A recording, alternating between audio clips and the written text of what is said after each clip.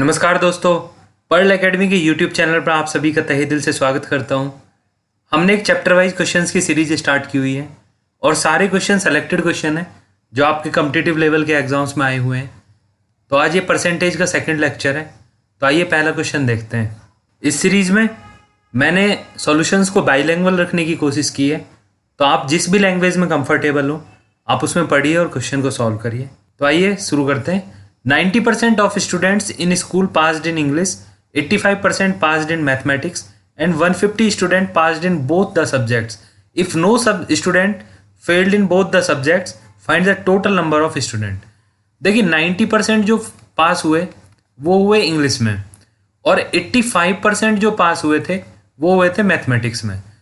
अभी इसके अलावा ये बोल रहे हैं कि 150 ऐसे स्टूडेंट थे जो दोनों में पास हुए, मैथ में भी पास हुए और इंग्लिश में भी पास हुए, बट ये परसेंटेज नहीं है, एग्जैक्ट नंबर दे रखा है। तो 90% अगर इंग्लिश में पास हुए होंगे और 85% मैथ में पास हुए होंगे, इसका मतलब जो इंग्लिश में पास हुए थे वो मैथ में भी पास हुए थे और जो मैथ में पास हुए थे वो इंग्लिश में भी पास हुए थे। तो एक बड़ा चंक ऐसा था जो कॉमन था, तो इन दोनों को हम जोड़ लेते हैं। ये हो गया 175%, जबकि जो टोटल क्लास का जो परसेंटेज होगा वो 100 से तो ऊपर जाएगा नहीं। इसका मतलब क्या है, और इसने बता भी दिया है कि no student failed in both the subject. तो ऐसा कोई भी बच्चा नहीं है जो दोनों सब्जेक्ट में फेल हुआ। इसका मतलब पास है, तो 100 को इससे माइनस करेंगे तो 75% लोग ऐसे होंगे जो दोनों सब्जेक्ट में पास होंगे। और 75% की वैल्यू कितनी दे रखी है? 150। अगर 75% की वैल्यू 150 है तो इसमें क्या 2 से मल्टीप्लाई कर रहे तभी तो 150 आ रहा है। तो 100% की वैल्यू अगर मैं निकालूंगा यहाँ से तो इसमें भी 2 से मल्टीप्लाई कर देता हूँ, तो टोटल स्टूडेंट की संख्या कितनी आ गई? 200। तो इस क्वेश्चन का कौन सा आंसर हो जाएगा? सी वाला इस क्वेश्चन का आंसर हो जाएगा। अगला क्वेश्चन देखते हैं। एक परीक्षा में 52% छात्र हिंदी में तथा 42% छात्र अंग्रेजी में असफल हो जाते हैं। यदि 17% छात्र दोनों विषयों में असफल होते हैं तो कितने प्रतिशत छात्र दोनों विषयों में सफल हुए? तो देखो 52% छात्र हिंदी में फेल हो गए। अब ये हिंदी में फेल हुए, इसका मतलब ये नहीं है कि ये बाकी दूसरे सब्जेक्ट में फेल नहीं होंगे। इसका मतलब ये हिंदी में भी फेल हुए और एक बोथ भी होगा कि जो हिंदी में भी फेल हुए होंगे और दूसरा अंग्रेजी में भी फेल हुए होंगे। और 42% ऐसे थे जो इंग्लिश में फेल हुए। अब देखो अगर ये बोलता कि केवल इंग्लिश में फेल हुए तो सिर्फ मैं इंग्लिश लिखता यहाँ पे, बट इसमें कुछ लोग ऐसे भी होंगे जो हिंदी में फेल हुए, तो यहाँ पे भी बोथ आ जाएगा। अब मैं इनको अगर मैं जोड़ता हूँ तो ये हो गए 4 और ये हो गए 9, मतलब 94% बच्चे ऐसे थे जो हिंदी में फेल हुए या इंग्लिश में फेल हुए और बोथ आ गया 2 बार। तो मेरे को बोथ हटाना पड़ेगा यहाँ से। तो एक बार का अगर मैं बोथ हटा दूं, जो दोनों में फेल हुए थे वो कितने थे? 17%। ये कौन से हैं? बोथ वाले। तो इसके अलावा जो अब ये बचेंगे तो 77% ऐसे थे बच्चे जो या तो हिंदी में फेल थे या इंग्लिश में फेल थे या दोनों में फेल थे। अगर ये सब लोग 77% फेल थे तो पास कितने हुए होंगे? देखो 100% रहा होगा टोटल तो बच्चे, तो 100% में से अगर 77% को मैं घटा देता हूँ तो ये बचेगा 23%। तो 23% बच्चे ऐसे थे जो पास हुए थे, जो दोनों में पास हुए थे। अगर एक में भी फेल हो जाते तो या तो इसमें आ जाते या इसमें आ जाते, और अगर दोनों में फेल होते तो बोथ की कैटेगरी में आ जाते। तो इस क्वेश्चन का 23% आंसर है और इसका सी ऑप्शन ठीक हो जाएगा। अगला क्वेश्चन देखते हैं। ए का वेतन बी के वेतन का 40% है तथा बी का वेतन सी के वेतन से 25% अधिक है, तो सी का वेतन ए से कितने प्रतिशत अधिक है? देखो सबसे पहले परसेंटेज को लिख लेते हैं। तो 40% को हम लिखते हैं 2/5, क्योंकि 20% 1/5, तो 40 उसका दुगना है तो 2/5 हो गया। और 25% को हम लिखते हैं 1/4। तो अभी ए बी सी तीनों को लिख लेते हैं, ए बी और सी। ये क्या कह रहा है? ए का वेतन बी के वेतन का 40% है, तो अगर बी का वेतन मैं 5 मान लेता हूं तो 5 का 40% ए का वेतन हो गया, मतलब 2 हो गया। तथा बी का वेतन सी के वेतन से 25% अधिक है, तो बी का वेतन सी के वेतन से, तो सी का अगर 4 मान लिया मैंने 25% है तो उसमें 1 ज्यादा है, तो 4 में 1 ज्यादा है तो 5 हो गया। अभी क्या है? ए का वेतन 2 हो गया और बी का 5 है, कॉमन वैल्यू आ रही है। अगर ये डिफरेंट होती तो इनको सेम करना होता हमको, पर अभी ये सेम ही है तो ऐसे ही लिख दिया और यहाँ पे आ गया 4। अब ये पूछ रहा है कि सी का वेतन ए के वेतन से कितने प्रतिशत अधिक है। देखो ए का वेतन 2 है और सी का वेतन क्या है? 4, मतलब 2 ज्यादा है। और अभी आप डायरेक्टली देख के भी बता सकते हैं कि 100% ज़्यादा है। आप 2/2 गुणा 100 भी कर सकते हैं, तो 2 से 2 कट जाएगा, 100% ज़्यादा है। या आपको डायरेक्टली भी देख के समझ में आ रहा होगा, कोई भी नंबर अपना 100% होता है। तो 2 में अगर 2 ज़्यादा है तो इसका मतलब 100% ज़्यादा है। तो इस क्वेश्चन का कौन सा आंसर, बी वाला आंसर हो जाएगा 100%। अगला क्वेश्चन देखते हैं। एक व्यक्ति के पास कुछ धन है, वह इस धन का 20% एक वस्तु खरीदने पर खर्च करता है, शेष धन का 5% यातायात पर खर्च करता है तथा उसने 120 रुपये उपहार में दे दिए। यदि उसके पास 1400 शेष बचे हों तो उसने यातायात पर कितने रुपए खर्च किए। मुझे पता नहीं है उसके पास कितने रुपए थे, मैं मान लेता हूँ 100% थे, वो कोई भी अमाउंट रही होगी। उसने 20% तो खर्च कर दिए कोई वस्तु खरीदने पे, तो 20% तो खर्च हो गए, बचे कितने 80%। उसके बाद ये बोलते हैं शेष धन का जो बचा हुआ है, तो बचा कितना 80%, इसका 5%, तो 80 का 5% निकालोगे आप, 8 पंजे 40, तो 4% आएगा।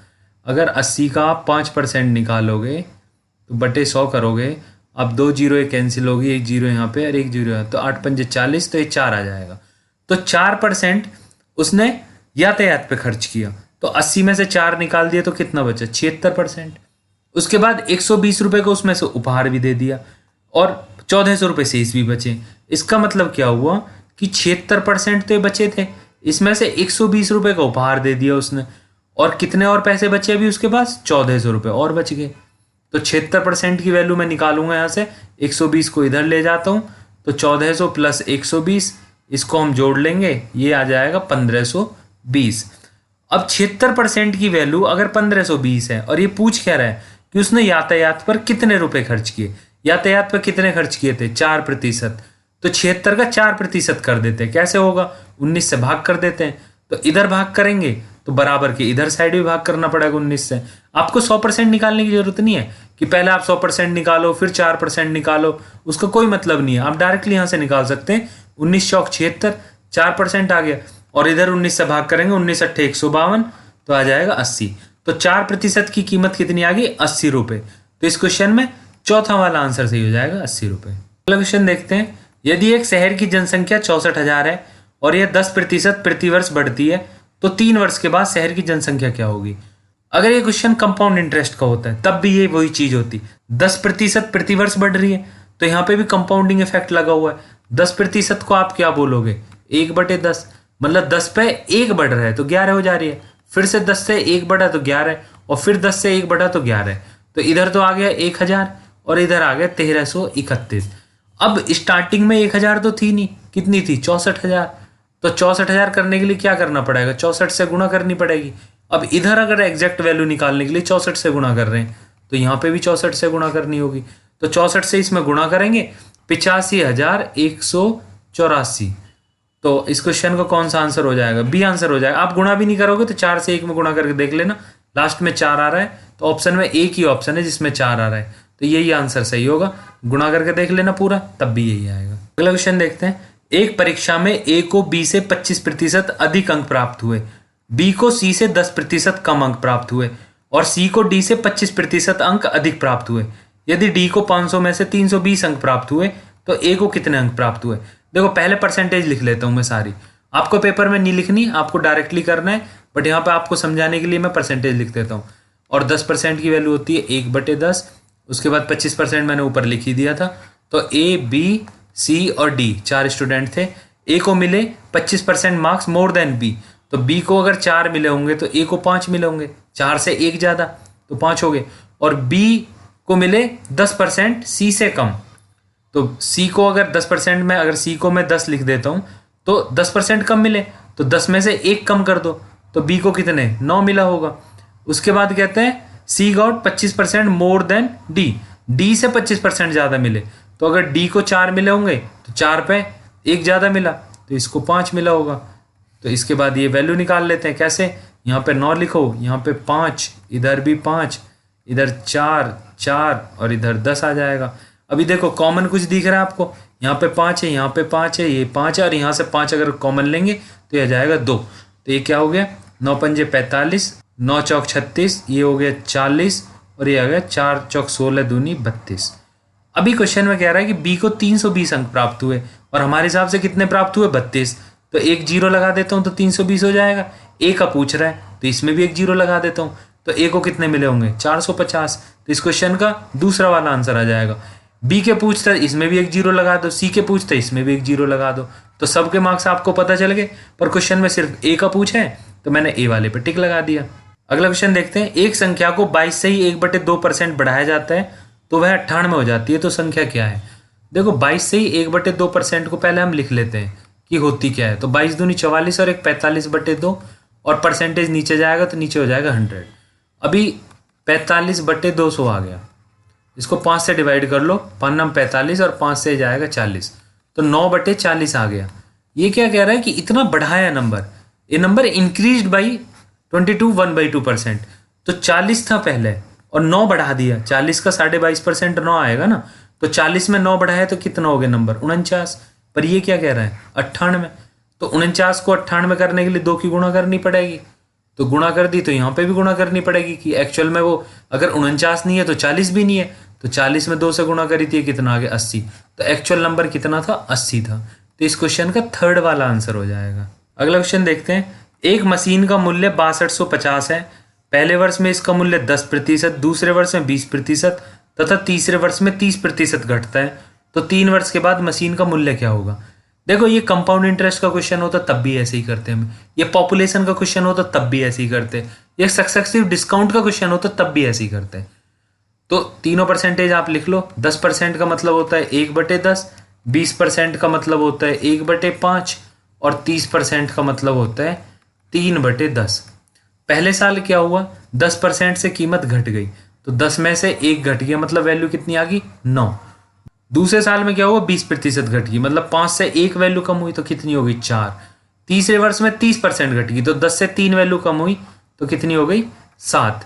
अभी इनकी गुणा कर लेते हैं, 10 दाम 100, ये हो गया 500 और इधर कितना आ गया है, क्या है 28 गुणा 9 आ जाएगा। अभी देखो ये वैल्यू 500 तो थी नहीं, इसमें क्या 12.5 से गुणा करनी पड़ेगी, तब ये वैल्यू आएगी कितनी 6250। ये वैल्यू दे रखी 6250 थी इसकी कीमत, तो 12.5 से गुणा करी, तो यहाँ पे भी 12.5 से गुणा करेंगे, मतलब 25/2 से गुणा कर देता हूँ, 12.5 से थोड़ा आसान होगा। तो 2 से 28 को भाग किया तो 14 आ गया, तो 14 गुणा 9 गुणा 25, तो इसको सॉल्व करेंगे तो ये आ जाएगा 3150। तो इस क्वेश्चन का कौन सा आंसर हो जाएगा, थर्ड वाला 3150 इस क्वेश्चन का आंसर हो जाएगा कि 3 साल बाद 3150 रुपये कीमत रह जाएगी, जो भी 6250 रुपये है। अगला क्वेश्चन देखते हैं, 15 लीटर के मिश्रण में अल्कोहल तथा पानी का अनुपात 1:4 है, यदि 3 लीटर पानी इसमें मिला दिया जाए तो नए मिश्रण में अल्कोहल का प्रतिशत क्या होगा। देखो 15 लीटर था कोई मिक्सचर, उसमें रेशियो क्या था 1:4 का रेशियो था, 4 और 1 कितना हुआ 5, 5 की वैल्यू कितनी 15, मतलब 3 की गुणा करनी है, तो 3 की यहाँ पे भी कर दो और यहाँ पे भी कर दो। तो अल्कोहल हो गया 3 लीटर और वाटर हो गया 12 लीटर। अभी ये क्या कह रहा है, वाटर में 3 लीटर और मिला दिया, तो अभी वाटर कितना आ गया 15 लीटर और अल्कोहल तो अभी भी 3 लीटर ही है। अभी पूछ क्या रहा है अल्कोहल का प्रतिशत क्या होगा नए वाले मिक्सचर में, तो यहाँ पे इसकी वैल्यू कितनी है 3 लीटर और टोटल मिक्सचर कितना हो जाएगा 15 और 3 18, तो 3/18 गुणा 100 करेंगे, ये हो जाएगा 1/6 गुणा 100, इसको सॉल्व करेंगे तो ये आ जाएगा 16 से ही 2/3%।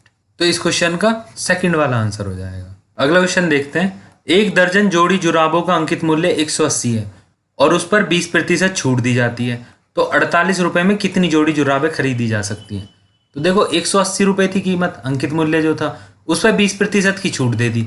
20% का मतलब होता है 1/5, मतलब 5 रुपये की चीज़ 4 में दे दी, तो मैं 4 को ऊपर लिख देता हूँ। और इसके बाद ये क्या कह रहा है कि ये कितने की कीमत थी, ये 1 डजन थी, मतलब 12 पेयर की ये कीमत थी। ये पूछता है कि 48 रुपये में कितने सॉक्स आए थे। ठीक है, अभी इसको हम पहले सॉल्व कर लेते हैं। हो गया 5 × 15, 3 × 5 = 30 और 36 दूनी 72 दूनी 144, तो 144 रुपये में 12 पेयर आए, तो 1 रुपये में कितने आए 12/144, और ये इसको निकालने कितने हैं 48 रुपये में पूछ रहे हैं, तो गुणा यहाँ पे 48 और कर दें 12/144 गुणा 48, 12 से 144 जाएगा 12 बार और 12 से 48 जाएगा 4 बार, तो कितने पेयर आएंगे 48 रुपये में 4 पेयर आएंगे। तो इस क्वेश्चन का सेकंड वाला आंसर हो जाएगा। मैं आशा करता हूँ कि इस लेक्चर में आपको सारे क्वेश्चन बहुत अच्छे से समझ आए होंगे। फिर भी अगर किसी क्वेश्चन में डाउट है तो मेरे को कमेंट सेक्शन में बताइए, और इस तरह के सेलेक्टेड क्वेश्चंस जो कंपटीशन में आए हुए हैं उनके लिए आपको और वीडियो चाहिए या मेरे पढ़ाने का तरीका आपको पसंद आता है तो मेरी वीडियो को लाइक करें, शेयर करें, मेरे चैनल को सब्सक्राइब करें। जय हिंद, वंदे मातरम।